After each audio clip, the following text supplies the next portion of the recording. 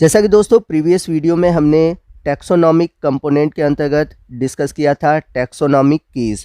तो आज के इस वीडियो में हम डिटेल से डिस्कस करेंगे कि टैक्सोनॉमिक कीज़ होते क्या हैं और इसी के साथ साथ टैक्सोनॉमी कीज़ कितने प्रकार के होते हैं, जैसे कि सिंगल एसेस और मल्टीपल एसेस जो कि आपके सिलेबस में मेंशन है, इसको हम डिटेल से डिस्कस करने वाले हैं। तो वीडियो बड़ा ही इम्पॉर्टेंट है और इस वीडियो में जो भी टॉपिक है उनको आप ध्यान से देखिएगा, क्योंकि अगर हर एक टॉपिक को आप ध्यान से समझते हैं तभी आपको सिंगल एसेस और मल्टीपल एसेस कीज़ अच्छे से समझ में आएंगे। तो आइए बात करते हैं टैक्सोनॉमिक की। टैक्सोनॉमिक की is another taxonomical aid used for identification of plants and animal based on the similarity and dissimilarities। तो जैसा कि मैंने प्रीवियस वीडियो में आपको बताया था कि जो टैक्सोनॉमिकल की है यह एक प्रकार से टैक्सोनॉमिकल एड या फिर कह सकते हैं टैक्सोनॉमिकल टूल का एक भाग होता है, जिसमें कि हम पौधों या फिर जंतुओं के जो कैरेक्टर हैं उनको आइडेंटिफाई करते हैं, उनको पहचानते हैं और साथ ही साथ देखते हैं कि उनमें क्या समानता है यानी कि क्या सिमिलरिटी है और क्या असमानता है, क्या डिफरेंसेस है। और इसी सिमिलरिटी और डिससिमिलरिटी के आधार पर हम किसी भी प्लांट या एनिमल को क्लासिफाई करते हैं। The keys are based on the contrasting character generally in a pair called couplet. तो टैक्सोनॉमिक कीज में होता क्या है, इसमें हम क्या करते हैं, चॉइसेस प्रोवाइड कराते हैं। इसमें हम कंट्रास्टिंग चॉइस प्रोवाइड कराते हैं, यानी कि दो डिफरेंट कैरेक्टर के बीच कंपेयर करते हैं।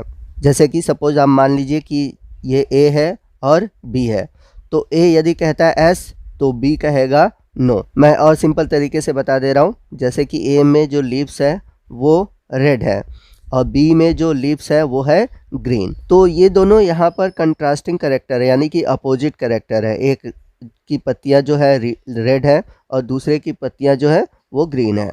तो यहाँ पर आप देख सकते हैं कि दो डिफरेंट कंट्रास्टिंग कैरेक्टर के बीच हमें चॉइस मिलता है। ठीक है, जैसे यहाँ पर मैं कह दूँ कि ए है, इसका जो कैलिक्स है वो बेरी के अंदर क्लोज है, तो अगर क्लोज है तो यहाँ पर ए है, अगर क्लोज नहीं है तो वो बी है। तो इस तरह से अगर कैलिक्स जो बेरी के अंदर क्लोज है तो इसका मतलब वो प्लांट ए है। तो इस तरह से हमें प्लांट ए के बारे में पता चल गया। अब इसके बाद आपको फिर से दो कंट्रास्टिंग कैरेक्टर मिलेंगे, फिर आप उसमें से कोई एक चूज़ करेंगे। तो इस तरह से आपको बार बार दो अपोजिट कैरेक्टर देखने को मिलेंगे, इसमें से आप एक चूज़ करेंगे, एक को रिजेक्ट करेंगे। आइए मैं आपको नीचे एग्जाम्पल के थ्रू इस चार्ट में समझा देता हूँ।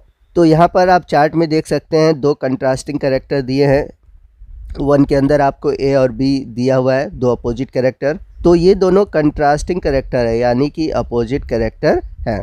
जैसे कि ए में आप देख सकते हो लिखा हुआ है flowers creamy coloured fruit calyx enclose the berry, जबकि बी में आप देखेंगे तो इसका जस्ट अपोजिट है, फ्लावर वाइट और violet fruit calyx not enclose the berry. तो आपको यहाँ पे बता दें कि ये दो जो अपोजिट स्टेटमेंट है इसको हम बोलते हैं कपलेट। तो जो कंट्रास्टिंग कैरेक्टर होते हैं वो पेयर में होते हैं, ठीक है, और इसी को कहा जाता है कपलेट।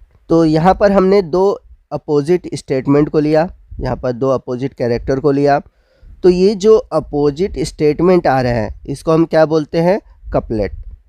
तो यदि हमने कोई प्लांट लिया है और उसका फ्लावर का जो कलर है वो क्रीम कलर है और जो फ्रूटिंग कैलिक्स है वो बेरी के अंदर इनक्लोज है, तो हमारा जो प्लांट होगा वो होगा फाइसेलिस। और यदि प्लांट में ये कैरेक्टर नहीं है तो हम चलेंगे अगले स्टेटमेंट की ओर, और यदि अगर हम सेकंड स्टेटमेंट की ओर जाते हैं तो हमें अगला कंट्रास्टिंग कैरेक्टर का ऑप्शन देखने को मिलेगा, जैसा कि आप नीचे देख सकते हैं। फिर सेकंड ए बी है, थर्ड ए बी है। तो इस तरह से आपको स्टेटमेंट देखने को मिलेंगे यदि आपका पहला स्टेटमेंट सही नहीं होता है तब। अब सपोज़ यहाँ पर जो प्लांट है उसमें जो कैलिक्स है वो बेरी के अंदर इनक्लोज नहीं है। अब क्या होगा, उस केस में हम सेकंड स्टेटमेंट की बात करेंगे। तो अगर आप सेकंड स्टेटमेंट को चुनते हैं तो वहाँ पर अब आपको अगले कपलेट की ओर जाना होगा। तो यहाँ पर आप देख सकते हैं लिखा है सेकंड। सेकंड इसलिए लिखा हुआ है क्योंकि अब आपको जो अगला कंट्रास्टिंग कैरेक्टर है उसमें से आपको चूज़ करना है। तो यहाँ पर आप देख सकते हैं कि अगर आप बी को चूज़ करते हैं तो यहाँ पर आपको कहाँ पर जाना है, सेकंड कपलेट की ओर जाना है। तो जब आप सेकंड कपलेट की ओर जाते हैं तो इसमें भी आपको दो कंट्रास्टिंग कैरेक्टर देखने को मिलेंगे। याद रखिएगा कि हमेशा एक कपलेट के अंदर आपको दो कंट्रास्टिंग चॉइस या फिर कह सकते हैं कंट्रास्टिंग कैरेक्टर देखने को मिलते हैं। तो इस तरह से आप देख सकते हैं कि हर कपलेट के अंदर आपको दो कंट्रास्टिंग कैरेक्टर देखने को मिलेंगे, जैसा कि पहले में दो था, सेकंड में भी दो है, थर्ड में भी दो है। तो ये जो कंट्रास्टिंग चॉइस है तो ये एक स्टेटमेंट ही तो है। तो यहाँ पर आपको बता दें कि हम हर एक स्टेटमेंट को क्या नाम देते हैं, इसको नाम देते हैं लीड। तो इस तरह से हम कह सकते हैं कि एक कपलेट के अंदर दो कंट्रास्टिंग कैरेक्टर है, या फिर दो कंट्रास्टिंग चॉइस है, या फिर दो कंट्रास्टिंग स्टेटमेंट है, या फिर दो लीड है। तो कंट्रास्टिंग स्टेटमेंट कहिए, कंट्रास्टिंग लीड कहिए, कंट्रास्टिंग चॉइस कहिए, ये सभी बात एक ही है। आइए अब टॉपिक की बात करते हैं। तो जो पहला जो स्टेटमेंट है इसमें सेकंड का, अगर कोरोला रोटेट कर रहा है और फ्रूट जो है बेरी है, तो यहाँ पर हमारा प्लांट होगा सोलेनम। और यदि कोरोला फनेल शेप है और यदि फ्रूट जो है कैप्सूल है, तब हम चलेंगे अब अगले कंट्रास्टिंग कैरेक्टर थर्ड की। और यहाँ पे आप देख सकते हैं बी में क्या लिखा है, थर्ड। तो यहाँ पर आप देख सकते हैं कि जैसे जैसे आप चॉइस को लेते हैं वैसे वैसे दूसरे जो चॉइस है उसको रिजेक्ट करते चलते हैं। अब यदि हमारा प्लांट धतूरा है तो ऊपर के जितने भी स्टेटमेंट है वो मैच नहीं करेंगे। अब चलेंगे थर्ड स्टेटमेंट में, ठीक है, जिसमें कि आप देख सकते हैं ए लिखा है radical leaves present flower in raceme fruit without prickles. तो यदि रेडिकल लीव्स होगा, फ्लावर रेसीम होगा और जो फ्रूट होगा वो विदाउट पिकल्स होगा, तो यहाँ पर जो प्लांट होगा वो होगा निकोटियाना। अब यदि हमारा प्लांट धतूरा होगा तो उसका जो लीफ होगा वो रेडिकल नहीं होगा, फ्लावर जो होंगे वो सोलोटरी होंगे, यानी कि फ्लावर जो होंगे टॉप पर एक ही होंगे, और जो फ्रूट होगा वह प्रिकल्स के साथ होगा। तो यहाँ पर हमारा जो नीचे वाला स्टेटमेंट है वो मैच कर रहा है प्लांट के कैरेक्टर से, तो यहाँ पर हमारा जो प्लांट होगा वो होगा धतूरा।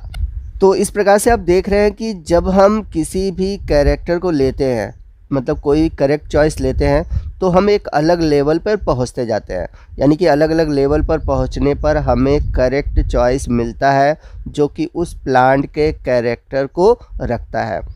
और इस तरह से हम अलग अलग लेवल पर पहुंचकर अलग अलग कैरेक्टर को चूज़ करके करेक्ट प्लांट पे पहुंच जाते हैं। तो आइए ऊपर जो टॉपिक था उसको हम फिर से देख लेते हैं कि क्या है। तो जैसा कि मैंने बताया था कि जो कीज़ होते हैं वो टैक्सोनॉमिकल एड है या फिर टैक्सोनॉमिकल टूल्स है जो कि मदद करते हैं आइडेंटिफिकेशन करने में किसी भी प्लांट और एनिमल के बारे में। और ये किस पर आधारित होता है? आधारित होता है सिमिलरिटी और डिससिमिलरिटी पर। अगला पॉइंट ये कह रहा है कि जो ये कीज़ होते हैं ये डिपेंड करते हैं कंट्रास्टिंग कैरेक्टर पर, यानी कि अपोजिट कैरेक्टर पर।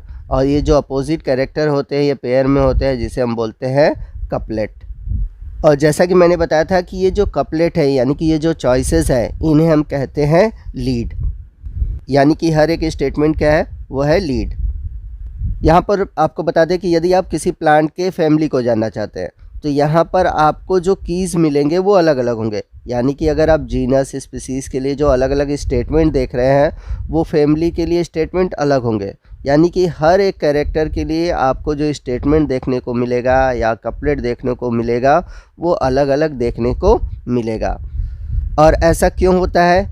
क्योंकि हमको पता है कि ये जो कीज़ है वो डिपेंड है सिमिलरिटी और डिससिमिलरिटी पर। और आपको बता दें कि जितनी बड़ी टैक्सोनॉमिक कैटेगरी होती है आपको उतने ही ढेर सारे स्टेटमेंट यानी कि डिफरेंसेस आपको स्टेटमेंट में देखने को मिलते हैं। तो जो कीज़ आप स्पीसीज़ के लिए यूज़ करेंगे वो कीज़ आपको फैमिली और जीनस के लिए देखने को नहीं मिलेंगे। यानी कि स्पीसीज़ के लिए जो स्टेटमेंट होगा वह जीनस और फैमिली के लिए नहीं होगा। हर एक कैरेक्टर के लिए, हर एक टॉपिक के लिए अलग अलग स्टेटमेंट आपको देखने को मिलेंगे। आइए नेक्स्ट हम बात करते हैं टाइप्स ऑफ कीज़ की, यानी कि कीज़ जो होते हैं वो कितने प्रकार के होते हैं। तो जो की होते हैं वो टू टाइप के होते हैं, सिंगल एसेस की और मल्टी एसेस की। तो सबसे पहले हम बात करते हैं सिंगल एसेस की। तो जो सिंगल एसेस की है, जैसा कि अभी हम लोगों ने ऊपर स्टडी किया, तो हमने जो ऊपर तरीका देखा है वह सिंगल एसेस की का तरीका था। क्योंकि आपने ऊपर देखा कि जब हम कोई कैरेक्टर को चूज़ कर रहे हैं, ठीक है, तो एक सीक्वेंस से चूज़ कर रहे हैं। ये नहीं कि आप पहला देखें फिर तीसरा देखें, आप एक सीक्वेंस से चूज़ कर रहे हो। क्योंकि आप ये देख सकते हैं ये जो टैक्सोनॉमी की दिया है किसी ऑथर ने दिया है और उसका एक तरीका फिक्स है। यदि आप पहले का ए चूज़ करते हैं तो वहाँ पर आपका जो प्लांट है वो गिवन रहेगा, ठीक है। अगर आप बी चूज़ करते हैं तो आप सेकंड ऑप्शन की ओर जाएंगे, सेकंड में आप चाहे तो पहला लें, अगर आप बी लेते हैं तो आपको थर्ड की ओर जाना होगा। तो ये किसी भी ऑथर द्वारा फिक्स दिया होता है और आप उसी के अकॉर्डिंग चलते हो। तो यहाँ पर हम इंडिपेंडेंट नहीं है, हम यहाँ पर डिपेंडेंट हैं इस सीक्वेंस पर। अगर आप पहला चूज़ करते हो तो वहाँ पर आप रुक जाते हो, अगर आप दूसरा चूज़ करते हो तो अगले स्टेटमेंट पे जाते हो। तो इसी अरेंजमेंट को या फिर इस तरह के कीज़ को हम बोलते हैं सिंगल एक्सेस कीज़। तो आपको बता दें कि सिंगल एक्सेस की को हम डाइकोटमस की भी कहते हैं। तो सिंगल एक्सेस की में होता क्या है कि ये सीक्वेंस में होता है और इसके जो स्ट्रक्चर हैं आइडेंटिफिकेशन के या फिर जो स्टेप हैं वो फिक्स होते हैं। तो यदि आप पहले का ए लेते हैं तो फिक्स प्लांट आपको मिल गया, अगर आप ए नहीं लेते हैं तो अगर आप बी लेते हैं तो आपको सेकंड पे जाना ही जाना, और यदि आप सेकंड का ए लेते हैं तो वहाँ पर आप रुक जाते हैं, और बी लेते हैं तो आपको थर्ड पर जाना होगा। तो इस तरह से आपको सीक्वेंस में अलग अलग स्टेप देखने को मिलते हैं जो कि किसी ऑथर के थ्रू दिए होते हैं। At each point in the decision process multiple alternative, यानी कि हर एक पॉइंट पर यानी कि हर एक डिसीजन पर आपको मल्टीपल अल्टरनेटिव देखने को मिलते हैं, ढेर सारे ऑप्शन देखने को मिलते हैं। तो जिससे कि आप या तो रिजल्ट पर पहुंचते हैं या फिर फर्दर ऑप्शन पे पहुंचते हैं। जैसे यहाँ पे आप देख सकते हैं अगर कोरेला रोटेट कर रहा है और फ्रूट बेरी है तो सोलेनम, अगर ऐसा नहीं है तो अगले ऑप्शन पे जाते हैं। अगला जो ऑप्शन है रेडिकल लीफ है, प्रेजेंट है, फ्लावर इन रेसिम है, या फिर फ्रूट जो है विदाउट प्रिकल्स है तो यहाँ पर होगा निकोटियाना। तो हर एक फिक्स चॉइस आपको है, अगर वो चॉइस मिल जाती है तो वो फिक्स प्लांट है, नहीं मिलता है तो एक हमें अगला फर्दर चॉइस देखने को मिलता है। अब यदि हम बात करें सिंगल एसेस की के टाइप की, तो ये 2 टाइप की होती है, यानी कि डाइकोटमस की 2 टाइप का होता है। एक है इंडेंटेड की जिसको हम यॉक्ड की भी कहते हैं, और दूसरा है ब्रैकेटेड कीज़। तो जो डिफरेंसेस है वो केवल अरेंजमेंट का डिफरेंस है। आपको मैं टेबल के थ्रू समझाता हूँ। यहाँ पे हमने एग्जांपल लिया हुआ है इंडेंटेड की का। तो यहाँ पर फर्स्ट कपलेट है, यानी कि एक फर्स्ट कपलेट का लेवल है।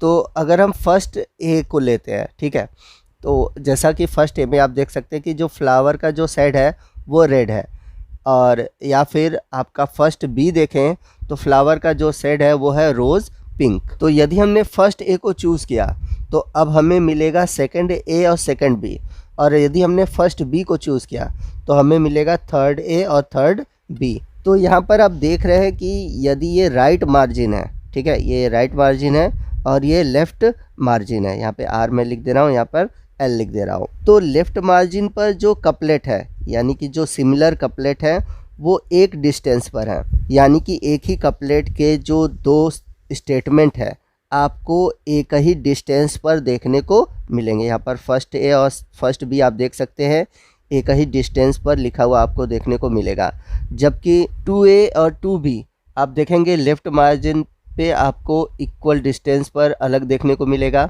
इसी तरह से आप देखेंगे फर्स्ट बी में जो थर्ड ए है थर्ड बी है वो आपको लेफ़्ट मार्जिन से इक्वल डिस्टेंस पर देखने को मिलेगा।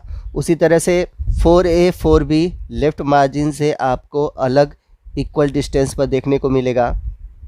तो इस तरह का जो अरेंजमेंट है वो आपको देखने को मिलता है इंडेंटेड की के अंदर।